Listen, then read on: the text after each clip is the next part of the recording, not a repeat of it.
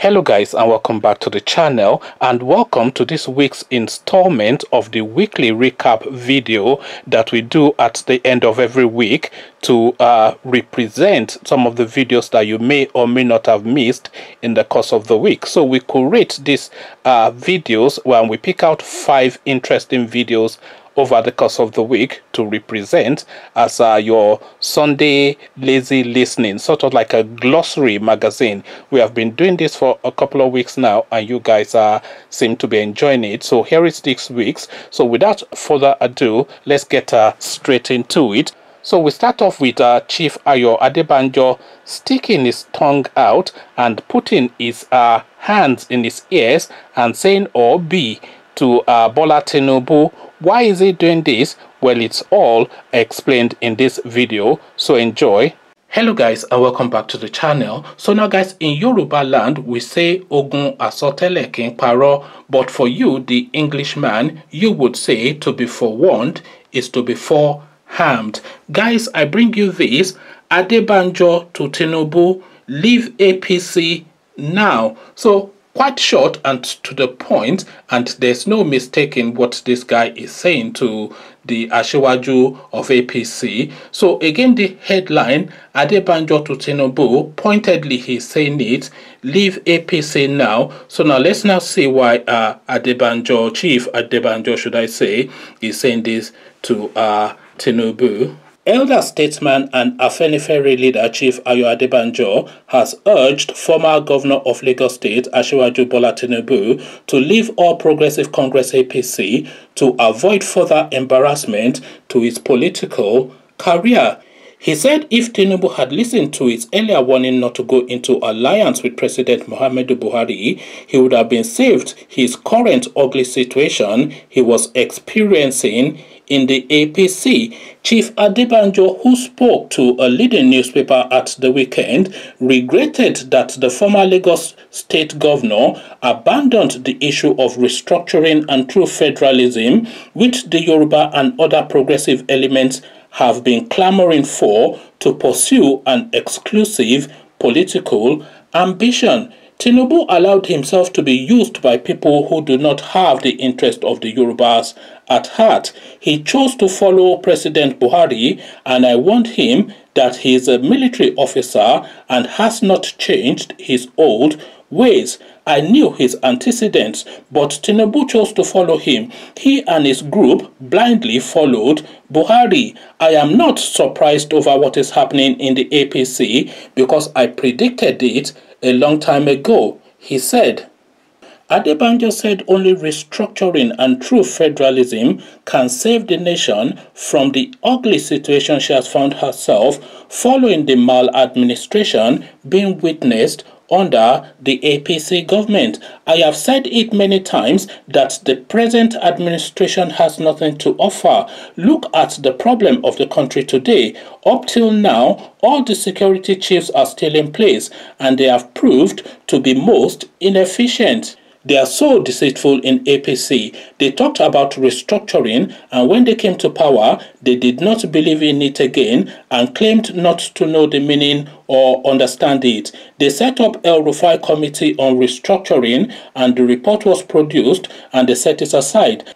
Adebanjo said it was time for power to rotate to the southeast to ensure the unity of the country, considering that other zones have occupied the plum position. I don't believe any region or any section of the country is more important than the other. It is not as if I have a special love for the southeast or that I love them more than others, but I am talking about justice, equity, and unity of the country. The Constitution of Nigeria has given everybody a right to aspire to be president, he said. Meanwhile, the Cross River State chapter of APC has denied suspending the immediate past acting national chairman of the party, Hilliard Eter.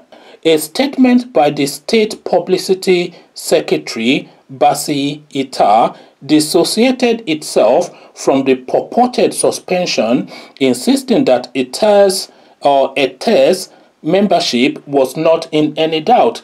The said signatory is not and has never been the secretary of our party and can be better described as an imposter. Hilliard Itta's membership of our party remains intact, just as he has never committed any constitutional breach that would warrant his suspension. So really, that's just as an aside, really, is an appendage to the main story, which is, of course, the warnings that everybody gave Tinubu that, look, don't go into an alliance with especially, not even the Northerners in general, because we cannot color all of the Northerners with the same hue. We cannot say they're all the same because they are not all the same. There are no set of people that are all the same, but largely there's a significant element within their society that is of a particular way, and that is exemplified in the personage of a person like Malam Buhari.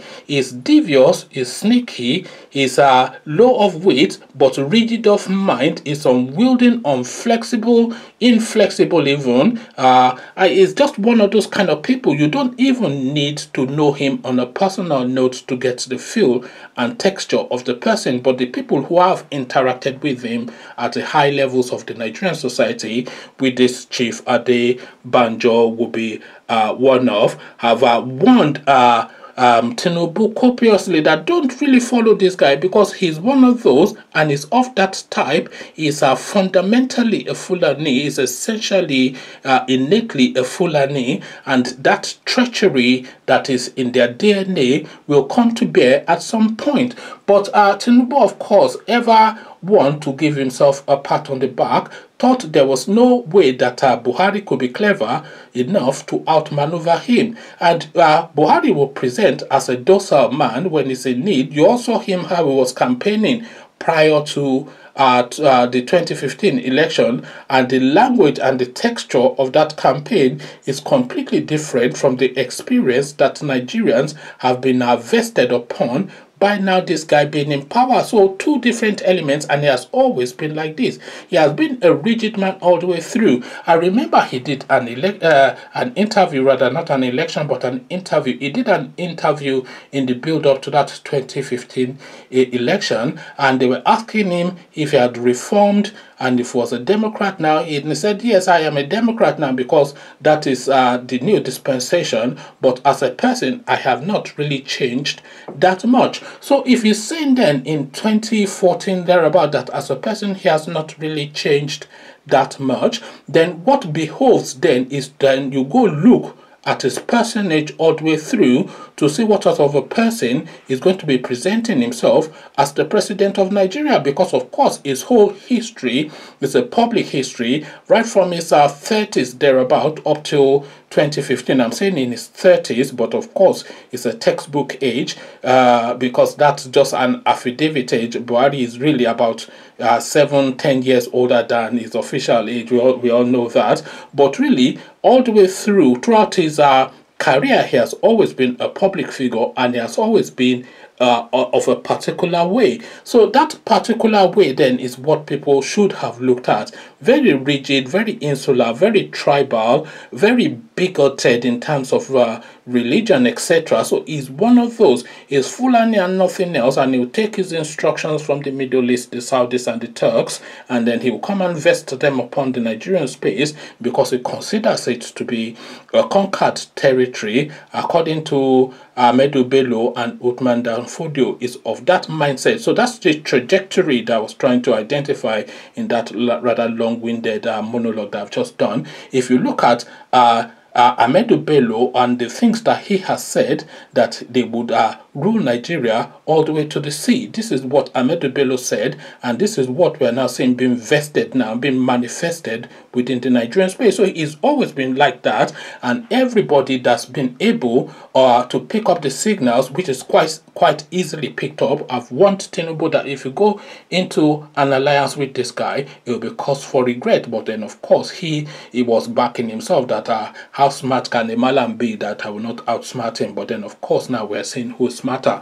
Conversations in the comment section: to be forewarned is to be foreharmed, and the harm is now coming plentifully and quite brutishly in Tinubu's direction. What says you? Come share thoughts. But before you do that, Click on the red subscribe button so it turns gray. The bell button notifies you every time I drop a new video. Click on like as well because that helps with the YouTube algorithm. Once you've done all three, then come join me in the comment section. Let's evolve this conversation together. So I'll leave you here.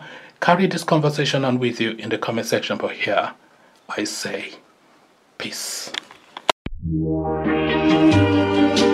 Missing someone. Missing someone. Missing someone. Love with all your heart. Missing someone. Love with heart. How much you miss it. And you deserve. And you deserve.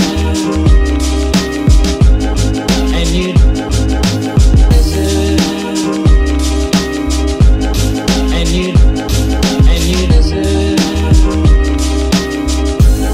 And you did. Hope you enjoyed that. Now guys, still sticking with politics, we go to APC, the ruling party, and of course the night of the long knives that happened a few weeks ago when Adams Oshiomhole was brutally removed from the chairmanship of the party and was replaced by Victor Giadam. But did Victor Giadam last that long?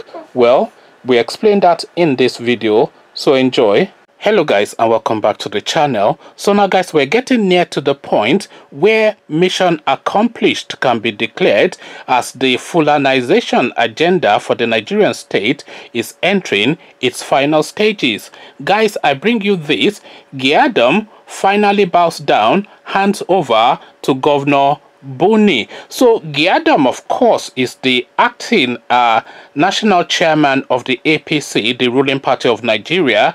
I say the acting national chairman. He became the acting national chairman, of course, of that party within the last 2 weeks or so, but is now at that point in less than 2 weeks that he has had to hand over to Malami. So again, the headline, Giadam finally bows down, hands over to Governor Buni. So now let's now see now how this is being justified. An end seems to have come to the crisis rocking the ruling All Progressive Congress APC as factional former acting national chairman of the party, Victor Giadam, officially handed over to the chairman of the party's caretaker committee, Governor Miamala Buni. Channels Television reported that the handing over ceremony was held on Monday, June 29 at the APC National Secretariat in Abuja, the nation's capital. It was gathered that Giadam, in his remarks, assured members of the committee of his readiness to support and work with them towards the realization of the party's goals. He also commended President Muhammadu Buhari and the leadership of the National Executive Committee NEC of the party for rescuing the party. A self-acclaimed former acting national chairman of the party, Victor Giadam, handed over to Governor Buni, sources said. Speaking during the handing over, Governor Buni appealed to aggrieved APC members with pending lawsuits to withdraw them. He said, "I urge all party members to heed the appeal of our leader, President Muhammadu Buhari, GCFR, on his call to all aggrieved members who have instituted various cases in courts to please withdraw such cases in the interest of our great party." Buni, who is the Yobe state governor, said the happenings within the APC in the last few months were not totally strange in a big political party. He added that the internal disagreements were common in all political parties and that APC was not an exception. Governor Buni, who also inaugurated the 13-member committee, said, "It is time for this committee, therefore, to commence the process of true reconciliation amongst our leaders and members of the party at all levels. It is our belief that the decision of the NEC to constitute this committee will mark the beginning of a new chapter in our great party. Meanwhile, it had been previously reported that the APC began post-Adam Oshiomhole era as the new caretaker committee arrived at the party's national secretariat in Abuja on Monday, June 29, to hold its first meeting. It was reported that the committee, which was constituted after the dissolution of the National Working Committee, arrived APC secretariat on Monday, June 29. Apart from Governor Buni, who is the chairman, John Akpan Uduedege, Governor Alhaji Abubakar Sani Bello of Niger State, and Ken Namani, a former Senate president, have also arrived at the secretariat. The ousted and self-imposed factional chairman of the ruling party, Victor Giadam, will do the handover to the new committee. So now there you have it, ladies and gentlemen. Fait accompli. Is it mission accomplished? I don't know. You determine.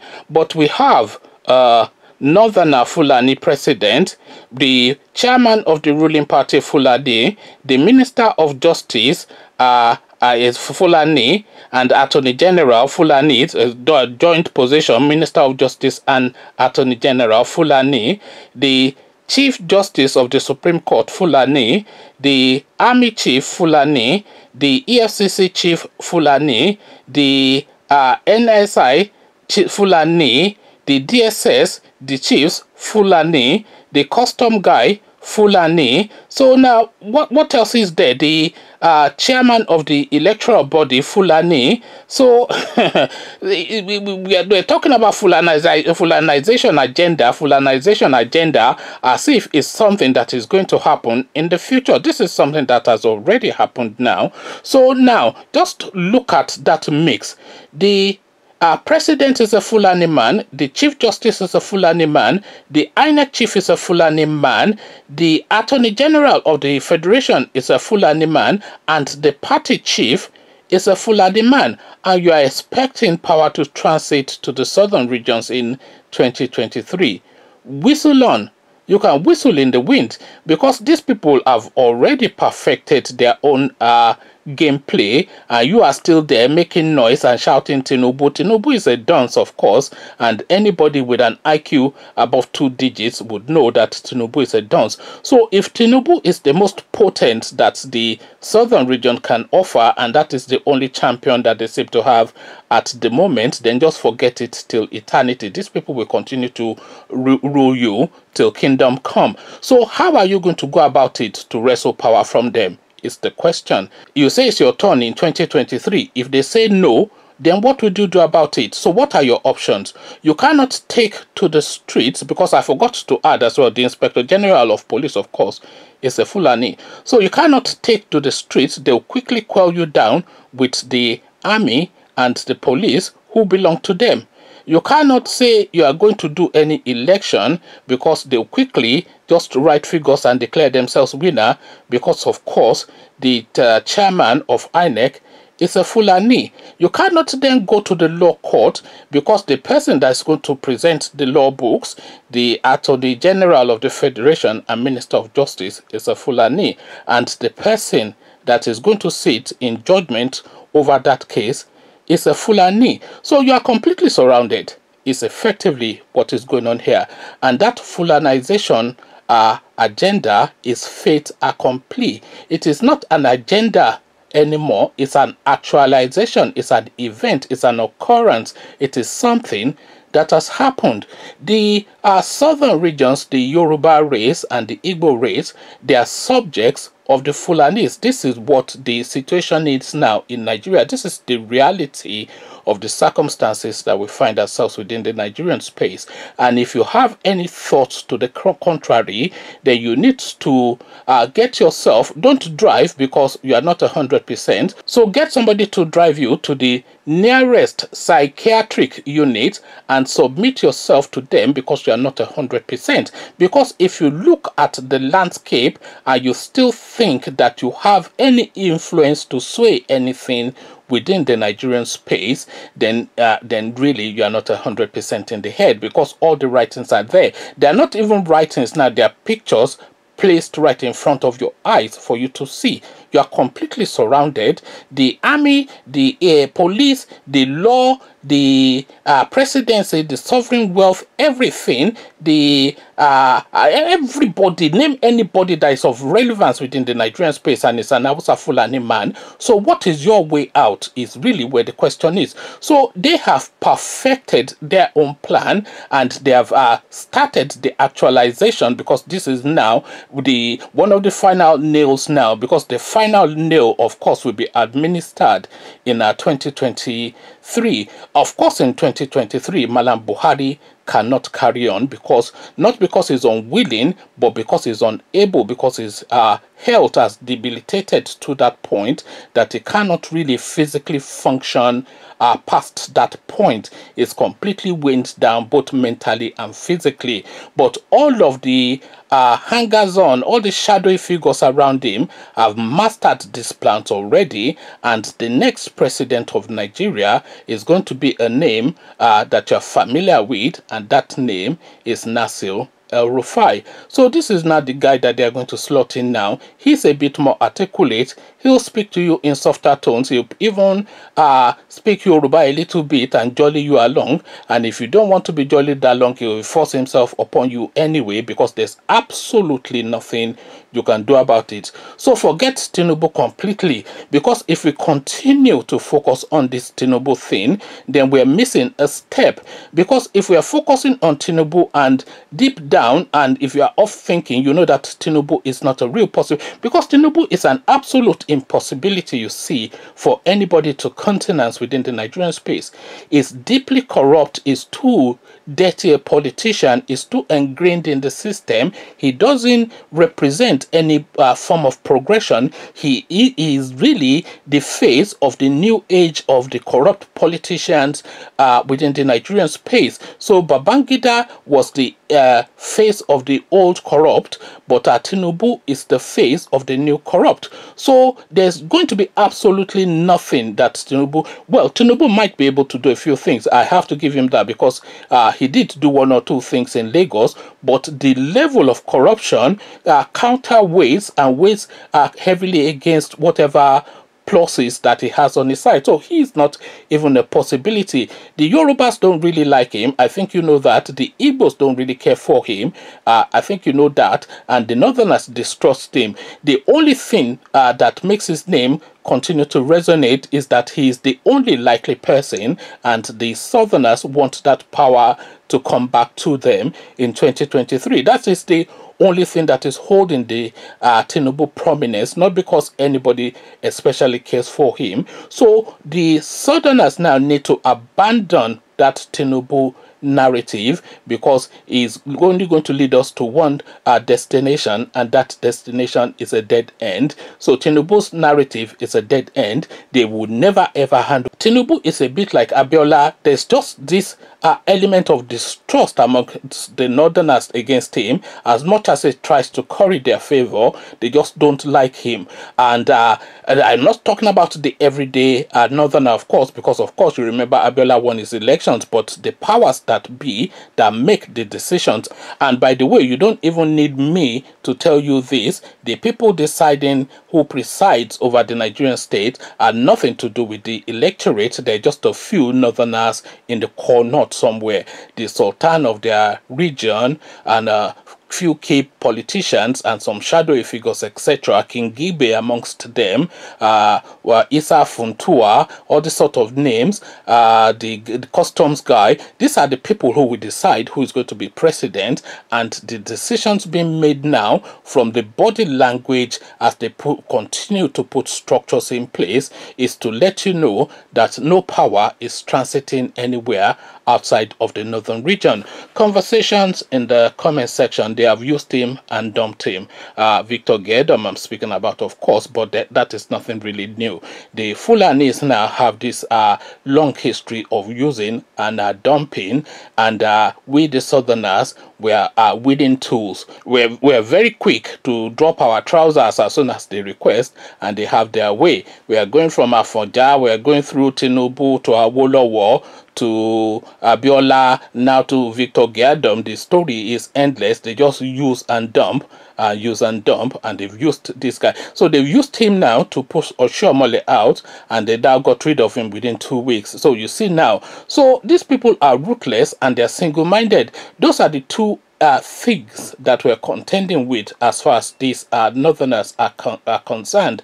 They are ruthless one, they will do anything to get their way, and they are single-minded. So they are ruthless and single-minded, they'll do anything to get their way, and they know what they want. So those two things are the most potent things that they have. You can't really go into the northerners and divide them as you can easily come into the southern regions and divide us, because they are led by religion and culture, and we are led by greed and avarice. So two different mindsets, and now we continue to kid ourselves that the dumb northerners, the uneducated northerners. They are dumb, they are uneducated, but they've been ruling you now for going on 70 years. So who exactly is the idiot in that equation is really where the question is. So come give me your answers to that question in the comment section. But before you do that, click on the red subscribe button so it turns gray.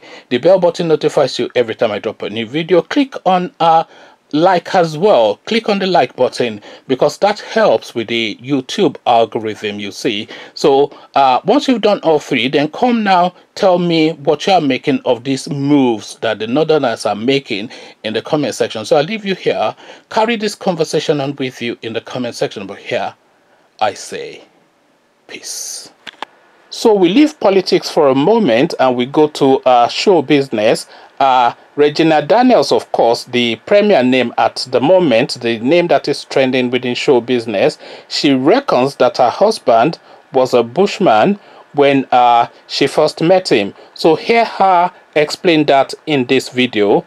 Enjoy. Hello guys, and welcome back to the channel. So now guys, in England they say all the gear, no idea. So guys, I remember a joke that used to make the rounds back in the day when I was a lot younger on the streets of Lagos. So it's about this Igbo man who went and bought a car. So someone then asked him what car he bought, and the Igbo man said Pathfinder. So the person asking then laughed and said, it is not Pathfinder, it is Pathfinder. And the Igbo man retorted, you know how to pronounce it, I know how to buy it.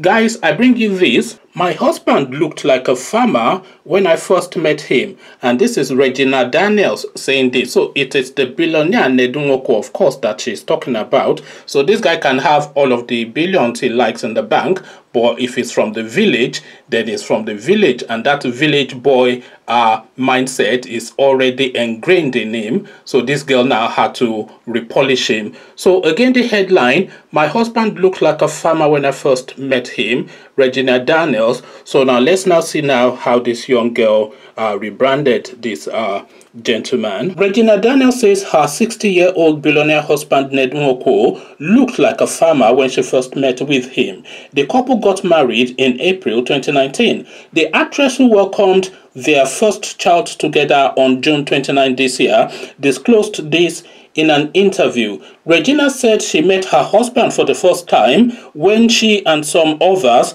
went on a tour of his house in the village.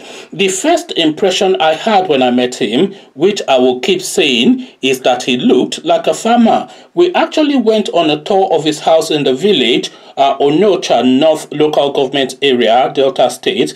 And he was so polite and educative. He wants me to know about nature and the world in general. He wants one to experience different things. So he was always trying to educate us on that particular visit. The actress said her husband is always pushing her to be a better person.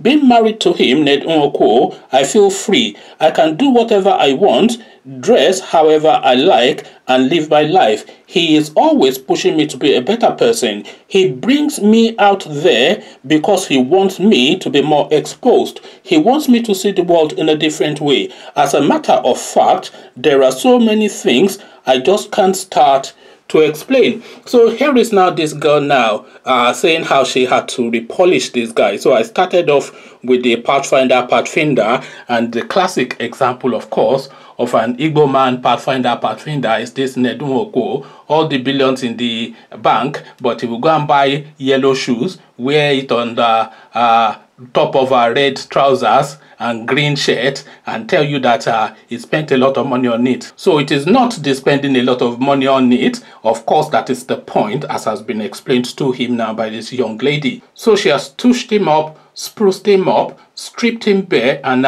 reworked him entirely. So now this is now the version now that she's now presenting to the world, and you can see in the photograph now what she's now claiming her handiwork to be. So yes, red on red, and they're both smiling. They look like a happy couple. I'm not one that will label the age difference between these two people. This look like a happy couple to me. So good luck to them. They have a new child, and that should keep them busy, but I'm sure they have plenty enough nannies to make sure that everything is properly insulated. Farmer Boy is Nedunwoko's beginnings, according to his own wife, Regina Daniels. What says you? A light-hearted one, a deviation from our usual political diet. So come share thoughts about all this with me in the comment section. But before you do that, click on the red subscribe button so it turns grey. The bell button notifies you every time I drop a new video. Then click on like as well, because that helps with the YouTube algorithm. So now come tell me thoughts about what you are making of this thing, from Farmer Boy to Adebota, all the handiwork of Regina Daniels. So I'll leave you here, carry this conversation on with you in the comment section. But here I say peace. So now guys, hope you enjoyed that. So we're back to politics, of course, again, because of course that's the main diet of this channel. This time we're going to your state. The past governor of the state, now deceased, Abiola Ajimobi, it has since been uncovered that this guy actually has vast properties all over the world. So here is one of those properties now being explained in this next video. Enjoy. Hello guys, and welcome back to the channel. So now guys, they say never speak ill of people who are no longer with us, but to be fair, I have been speaking ill of this guy long before he departed, because you see his conducts, Brooks, being spoken ill of. Guys, I bring you this $1.3 million United States mansion purchased by ex-Oyo Governor Ajimobi in 2016 uncovered. So it is pertinent to note the timeline and the amount. $1.3 million is the amount being spoken about, and the purchase, according to this headline, was made in 2016. So who was the governor of Oyo State in 2016? Bola Ajimobi, of course. So when he was in the throes of his fullest pomp of his political life, that was when he made this purchase, when he was in office. And by the way, you have to add this $1.3 million estate mansion that he has bought in America to the vast estate of 40 plots that he also acquired in a prime location in Oyo State round about that period, and was built round about that period as well. So again, the headline, $1.3 million United States mansion purchased by ex-Oyo Governor Ajimobi in 2016 uncovered. So now let's not get into the details of it. A house in Rockville, Maryland, United States, purchased by a former governor of Oyo State, Abiola Ajimobi, in 2016 for $1,347,200 has been uncovered. The residential building located at 10821 Symphony Park Drive, which attracts an annual tax of $18,198, was purchased by Ajimobi during his second term in office as the governor of Oyo State in 2016 2016.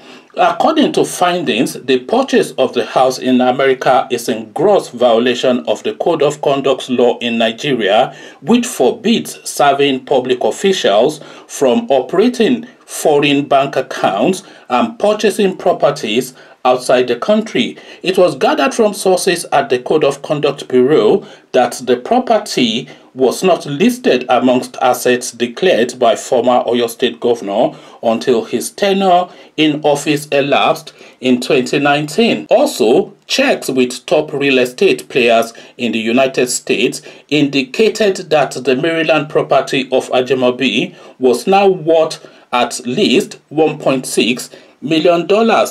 The revelation came days after Ajimobi passed away at the First Cardiology Hospital in Ikoyi, Lagos, as a result of complications.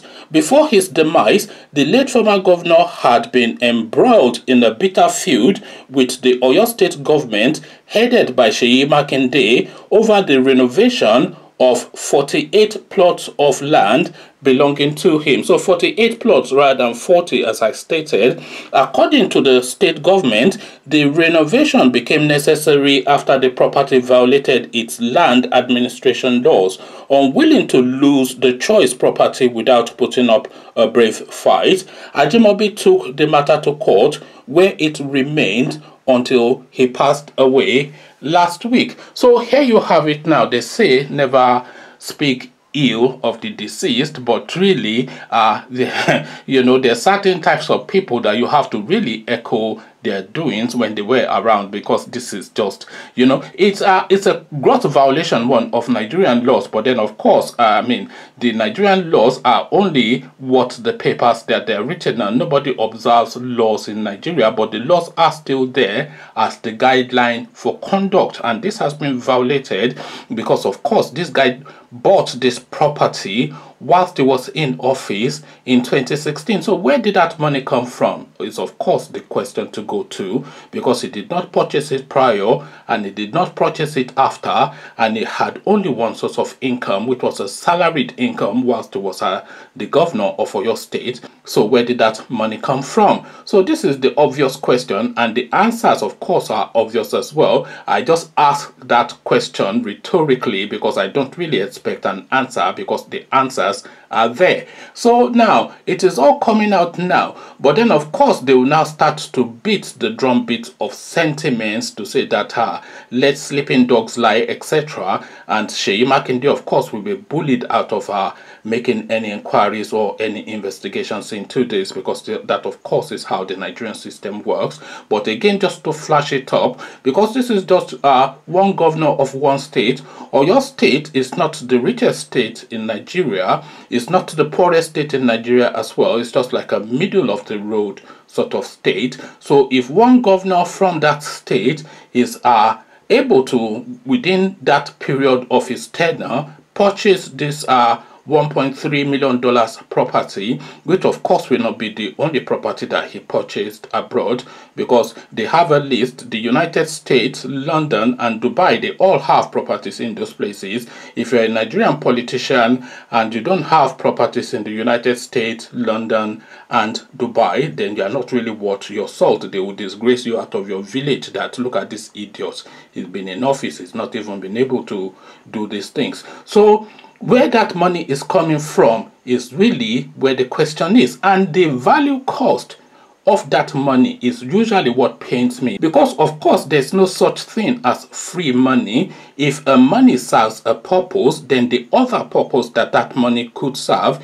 is no longer served, because one money cannot serve two purposes. If you have 10 naira and you go to the shop and you buy a loaf of bread for 10 naira, that same 10 naira cannot then buy you a container of milk as well, because that 10 naira has already been spent. So that is what they call value cost. So the value cost of that bread that you purchased, because you only had the 10 naira, so the value cost of that bread that you purchased for that 10 naira is the milk that you can no longer purchase, because that 10 naira has been spent. So this 1.3 $3 million that this guy has now taken to go and purchase the mansion in Maryland in America, Rochville Road, I think, Rochville Park, I think is the name of the place that they said he made this purchase. So the value cost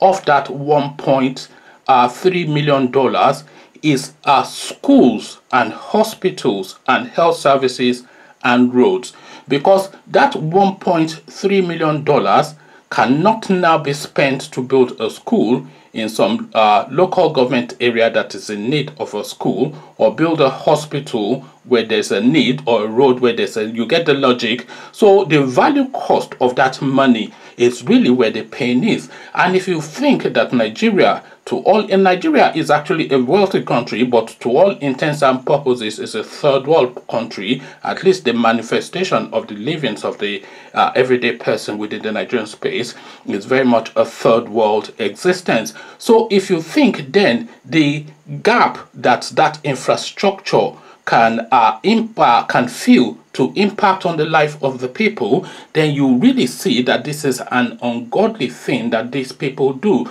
These things that these people do are ungodly, because that road that they could build from the farmlands into the city would provide the succor for the farmer to get his products into the city at a cheaper rate, which would then one, bring up his margins in terms of profit, and then bring down also the purchase, the pricing rather, of that good. So the schools that they could build, it will rescue one child that would have been married off at 18, 19 to become a doctor, a lawyer, an engineer, travel abroad, and be one of those people that were saying all Nigerians are. So there's the value cost, it impacts more directly, is really the point that I am really looking to make. This is why I am always pained whenever I see this sort of a storyline. So the value cost of these monies that these people are looting, it impacts more profoundly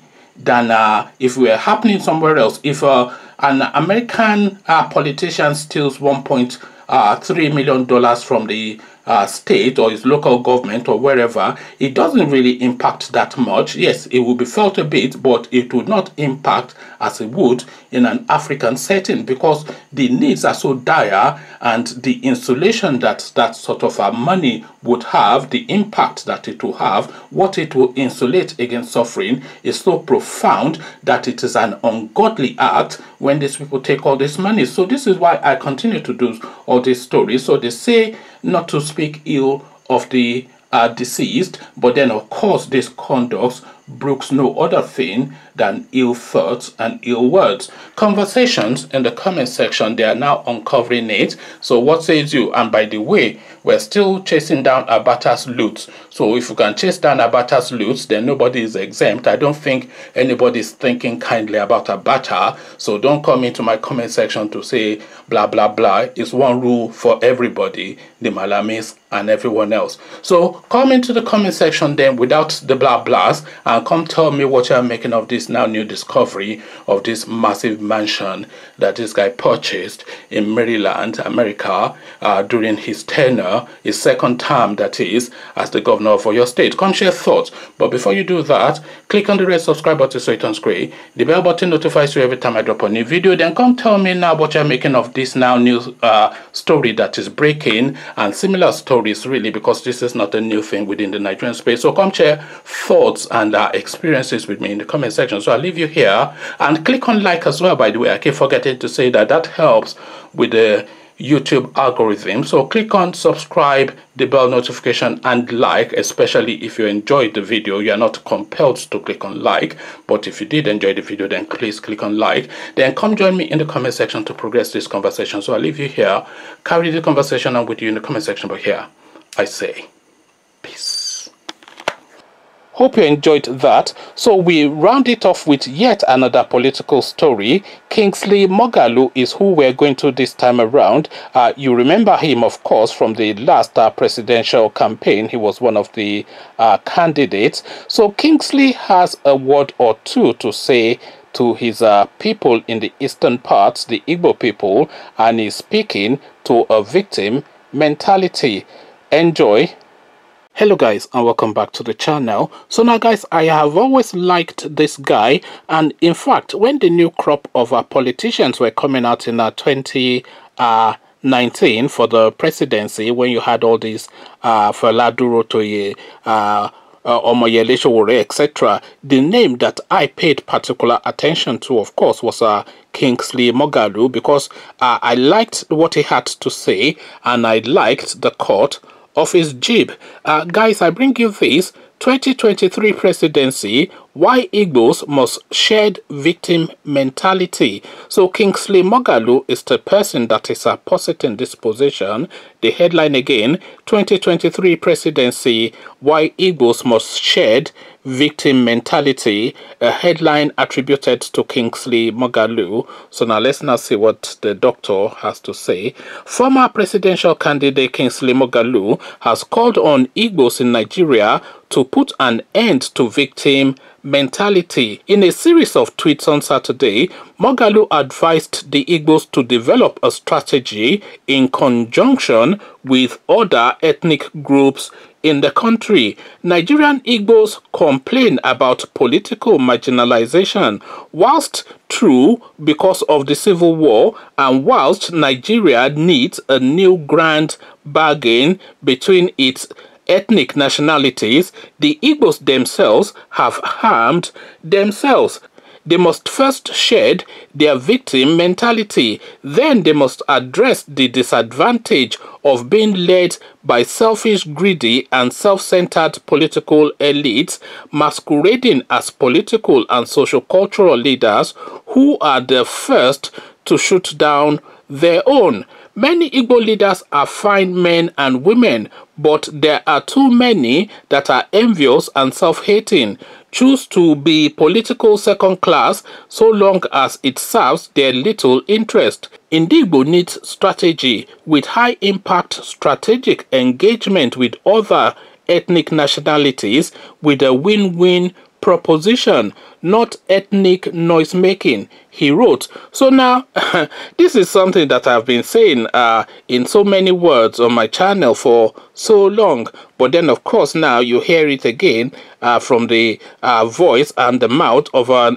leading Igbo man. So perhaps you pay heed to him if you don't pay heed to me. So all this noise making, nzobu nzobu, it is our turn, we're entitled, this sense of entitlement that the Igbos have is not going to lead anywhere, because I saw an interview once that this Funta Issa Fantua, who is the power behind the Buhari throne, he did this interview on Arise television with that Abiola girl and Ruben Abati. So in that interview, he was saying that, look, the Igbos keep agitating these things, but it is not turn by turn Nigeria Limited. The Igbos are not coming in to the Nigerian state to participate and to engage and to, position themselves politically. So they make all this separatist noise, and in the same breath they say they want the Nigerian presidency because they've not had a turn. So which is it? Do you want to be separatist? Do you want to go your own way, or do you want the presidency? And if you do want the presidency, how do you intend going about getting it? Are you going to insist that it should be given to you because you're entitled, because you've not had a turn?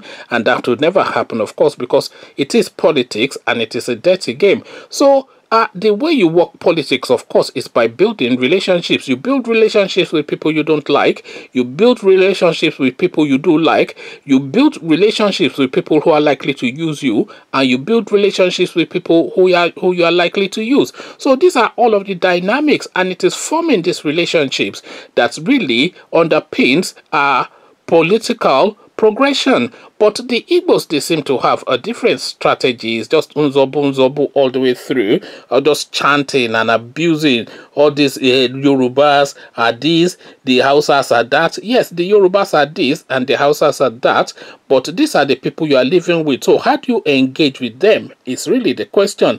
So leave aside the mentality of victimhood. Everybody knows what happened during the Biafra period, and a lot of us are pained And a lot of us feel that there should be a correction still for what happened during Biafra. But guess what?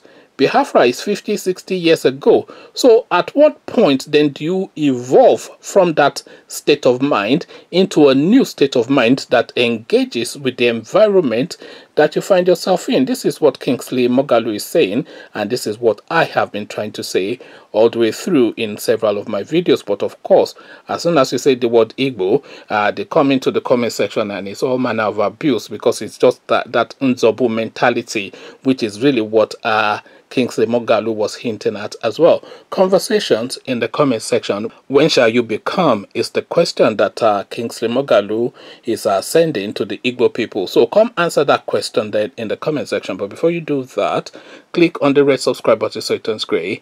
The bell button notifies you every time I drop a new video. Click on like as well, because that helps with the YouTube algorithm. Then once you've done all three, come join me in the comment section to see what you are making of what Kingsley Moghalu has said and what I have also hinted at severally on this channel. So come engage with me regarding this conversation in the comment section. So I'll leave you here, carry this conversation on with you in the comment section, but here I say peace. Okay, hope you enjoyed that. So those are the 5 videos for this Sunday. I hope you enjoyed them, and I would like you to come and discuss them with me in the comment section, either individually or collectively. Which one did you like? Which one did you not like? What comments do you have regarding any of the videos or all of the videos? I am interested in all of these, and I would like to have that conversation with you in the comment section. But before you come join me in the comment section to have that conversation, click on the red subscribe button so it turns gray. The bell button notifies you every time I drop a new video. Click on like as well, because that helps with the YouTube algorithm. Once you've done all 3, then come into the comment section now, pick a story and come tell me your views on it in the comment section. So I'll leave you here, engage with you in the comment section, but here I say peace.